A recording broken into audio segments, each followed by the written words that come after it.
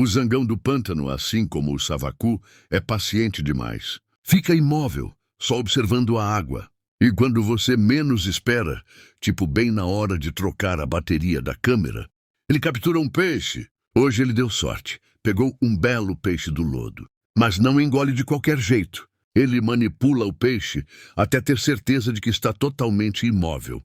Depois, vai até a água e faz um bochecho caprichado. Higiênico, né?